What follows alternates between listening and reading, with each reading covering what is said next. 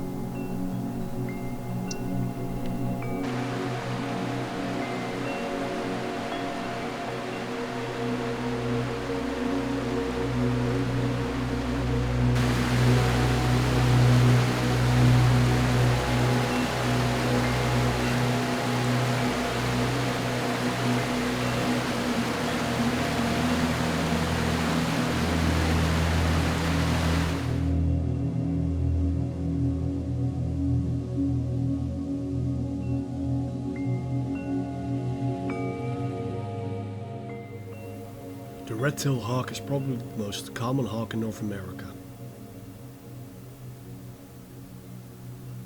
It can be recognized by its red tail, like its name already suggests. They occur in every type of habitat in the continent.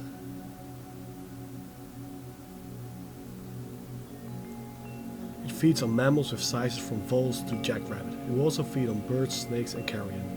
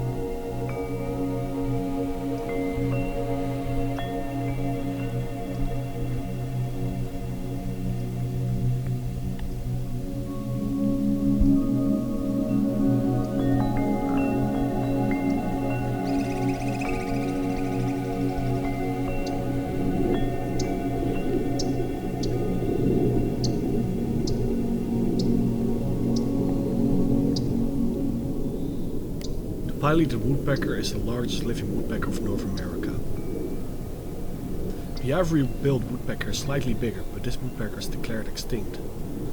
Some birders and scientists still believe that it lives, but there is some hard evidence missing.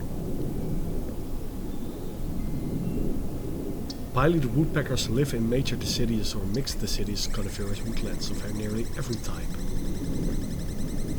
They forage on large dead trees, just like this dead tree. They can make big rectangular excavations that can be a foot long and go deep inside a tree. In those excavations they are looking for carpenter ants, which are their main meal. They will also extract wood-boring beetle larvae or termites with their tongue from the wood. The global population of the pileated woodpecker is steadily increasing.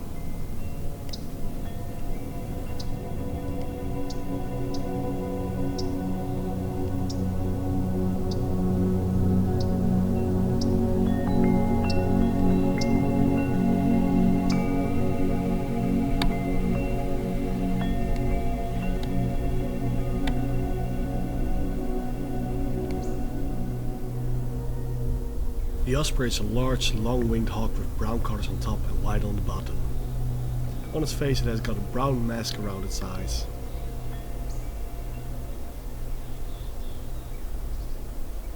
It lives around sea coasts, lakes, ponds and rivers, actually everywhere that it can fish. It's a breeding species of all continents except for South America, where it only occurs during the winter, and the Antarctic.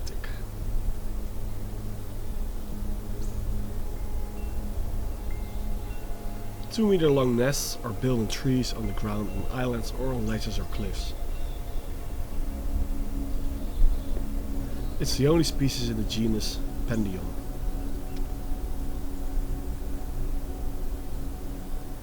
They can be migratory and sedentary. The ones that migrate breed north of the sedentary range and will spend the winter south of that range.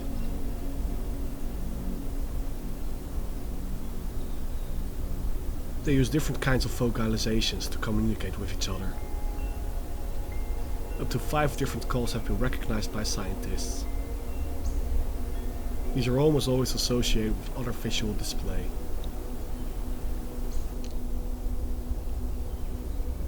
Nestlings of osprey can be predated by great horned owls or bald eagles, sometimes even adults are called.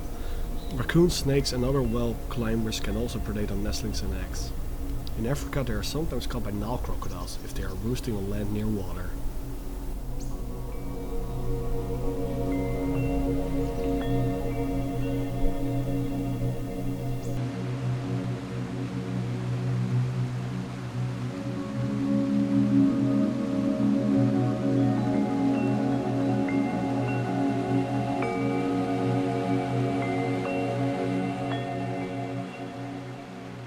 Townsend solitaire feeds on insects, butterflies, moths and spiders during the breeding season. During the non-breeding season they feed on fruit, such as berries, like this bird is doing.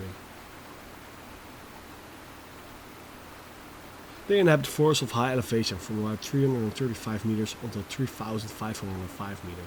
During the non-breeding season they migrate short distances to lower elevations. It sings all year round and will perch upright in elegant places. When they leave their perch, they fly with slow wing beats.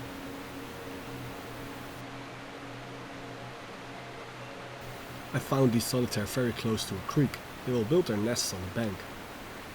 Because of this, ground-dwelling animals are a threat to our eggs like Douglas squirrel, golden-mantled ground squirrel, skunks and other rodents.